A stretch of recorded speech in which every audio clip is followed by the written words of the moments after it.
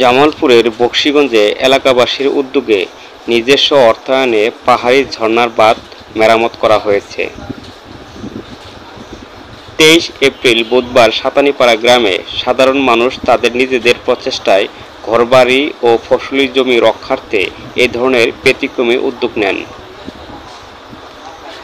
তারা বাংলা 52 নিউজকে বলেন, প্রতি বছর বর্ষার মৌসুমে পাহাড় থেকে নেমে আসা ঢলের পানির চাপের কারণে ঝর্ণার বাঁধ ভেঙে শত শত বিঘা ফসলি জমি ও পাহাড়ি ঢলের পানির সৃষ্ট বন্যায় ঘরবাড়ি সহ অনেক ক্ষয়ক্ষতি হয়। মোহাম্মদ মুক্তারুজ্জামান, ধানুয়া কামালপুর বকশীগঞ্জ উপজেলার সাতানীপাড়া গ্রামের একজন বাসিন্দা। অনেকদিন যাবৎ আমরা এখানে বসবাস করে আসতেছি। এখানে ভারত থেকে যে বাহাদুর কাটা খালটা এখান থেকে যায় আপনার কুড়িবিলে পরিণত প্রবাহিত হইতেছে। এটা বর্ষার সময় এটা অতিরিক্ত প্লাবনে ঝর্ণার বাঁধগুলো ভেঙে যায়। বাঁধ ভাঙাতে এখানে প্রায় 400-500 একর জমির ফসল নষ্ট হয়ে যায়। এবারও 2-3বার ভাঙলো। আমরা অনেক চেষ্টা করছি। আমরা উপজেলা নির্বাহী অফিসারের কাছে গেছি, চেয়ারম্যানের কাছে গেছি যে বাঁধটা নির্মাণের জন্য, কিন্তু আমরা কোনো সাড়া পাই নাই।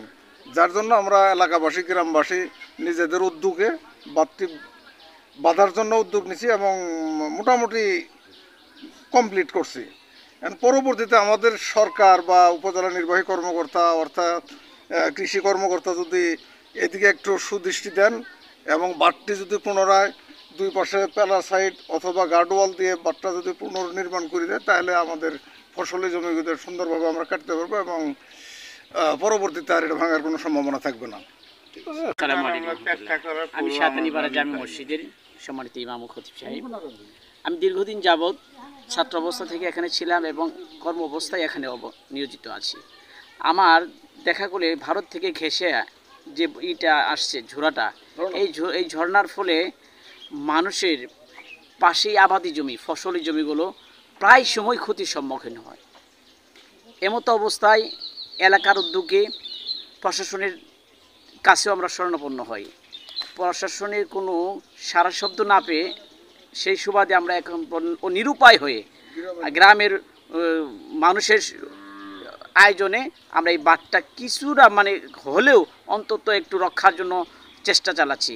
এমতো অবস্থায় আমরা সরকারের কাছে আকুল আবেদন জানাবো, সরকার যেন এটা একটু সূক্ষ্ম তদন্ত করে দেখাশোনা করে এই বাঁধটা যদি নির্মাণের একটা চিন্তা করে, তাহলে হয়তো বা ফসলি জমিটা রক্ষা পাবে, সেই সুবাদে এলাকার মানুষটা আতঙ্ক থেকে মুক্তি পাবে। আমি সরকারের সুদৃষ্টি কামনা করছি এই বাঁধটার একটু হাত বাড়ানোর জন্য। ধন্যবাদ। এলাকাবাসী জানান, আমাদের ফসলি জমি ও ঘর বাড়ি ক্ষয়ক্ষতি এড়াতে প্রশাসনের বাঁধটি স্থায়ীভাবে মেরামত করে দিলে আমাদের অনেক উপকার হবে। আমি মোহাম্মদ মুজিবুর রহমান, গ্রাম সাতানীপাড়া। আমি এই গ্রামের স্থায়ী বাসিন্দা। আমাদের ভারত থেকে যে পাহাড়ি ঢলে আমাদের এই যে ঝর্ণার বাঁধগুলো এইভাবে মাঝে মাঝে ভেঙে যায়, আমাদের ব্যাপক ফসলের ক্ষতি হয়।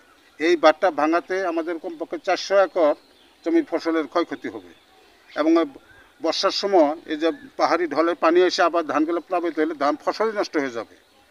তাই আমরা গ্রামবাসীরা সবারই উদ্যোগ নিয়ে এই বাঁধটুকু আমরা মেরামত করলাম। এখন যদি সরকারের কিছু সাহায্য সহযোগিতা আমরা পাই এবং তাদের কাছে আমরা আকুল আবেদন জানাই যে দুই সাইডে একটা গাইডওয়ালের ব্যবস্থা করে দিলে আমাদের বাঁধটা হয়তো স্থায়ী হতো এবং নিরাপদ থাকবে এবং ফসলের জমিগুলো নিরাপদ থাকবে। এ বিষয়ে প্রশাসন সরজমিনে এসে বাঁধটি দেখে শুনে প্রয়োজনীয় ব্যবস্থা নিলে অনেক ক্ষতি থেকে এলাকার সাধারণ মানুষ রেহাই পাবে। মোহাম্মদ কামরুজ্জামান, উল্লাকাশি, সাতানীপাড়া। আমার এই বাঁধ ভাঙিয়ে আমার বাগানে এবং এই পাড়াপতি বিরাট ধরনের ক্ষতি হয়। আমি আবেদন করার পরিপ্রেক্ষিত সঠিক তদন্ত না পেয়ে পরে আমরা নিজ উদ্যোগে বাঁধটা মেরামত করছি এবং প্রশাসন যেন আসি ইমিডিয়েটলি তদন্ত করে আমার আরেকটু সহযোগিতা করে এই কামনা ব্যক্ত করে আমি আমার কথা শেষ করছি। এলাকাবাসী আরও বলেন, আমরা সাময়িক সমস্যার জন্য কিছু কিছু জায়গায় বৃষ্টির কারণে বাঁধ ভেঙে গেলে আমরা নিজেরাই মেরামত করি।